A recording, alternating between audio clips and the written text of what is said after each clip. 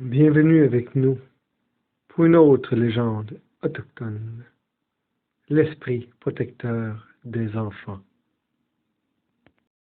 Au commencement, disent les anciens, tout venait du grand mystère que plusieurs appellent Glooskap, le héros culturel des Micmacs. Glooskap façonne les vallées, calme les eaux, enseigne aux humains comment vivre en équilibre. Mais avant de quitter le monde visible, il laisse un don secret. Il savait que les enfants seraient les plus vulnérables et que le monde, bien que sacré, est aussi imprévisible. Alors il demanda aux forces invisibles, au vent, aux ancêtres, aux esprits des animaux, de tisser un cercle autour de chaque nouveau-né. Ce cercle protecteur devint l'esprit protecteur. Chez les Micmacs, un enfant n'arrive jamais seul. Quand commence une vie, on dit que les ancêtres soufflent doucement sur son âme.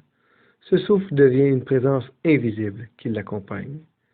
Ce n'est pas un ange, comme dans la tradition chrétienne. Ce n'est pas une entité séparée. C'est un prolongement du lien entre l'enfant, la terre et les générations passées. On raconte que les bébés fixent parfois un coin vide de la pièce et sourient. Les anciens disent, ils voient encore ce que nous avons oublié. Car l'enfant vient tout juste de traverser le voile entre le monde des esprits et le monde des humains. Dans cette vision du monde, l'univers est équilibre.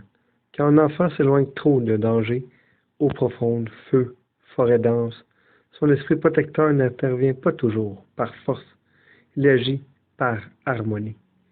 Un oiseau crie soudain, un caillou roule sous ses pieds, un adulte ressent un pressentiment inexplicable.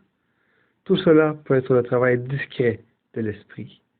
On dit que l'esprit n'impose rien. Il ajuste les fils invisibles du monde.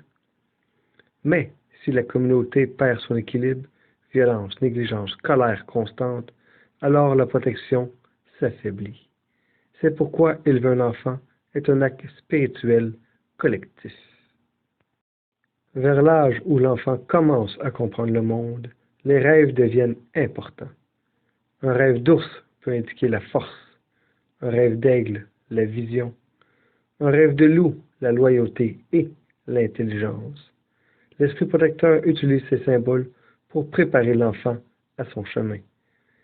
Si un jeune en raconte un rêve puissant, les aînés l'écoutent sérieusement, car parfois c'est l'esprit qui révèle la mission future. Mais voici la partie la plus belle. À l'adolescence, l'esprit protecteur ne disparaît pas, il change. Il devient la conscience, l'intuition morale, la capacité de ressentir qu'une action rompt l'équilibre. Alors, cet enfant devient un parent. Une partie de cette protection se transmet naturellement. Ainsi, la protection n'est pas une entité isolée, c'est un cycle. Ancêtre, enfant, adulte, parent, ancêtre. Un cercle qui ne se brise pas.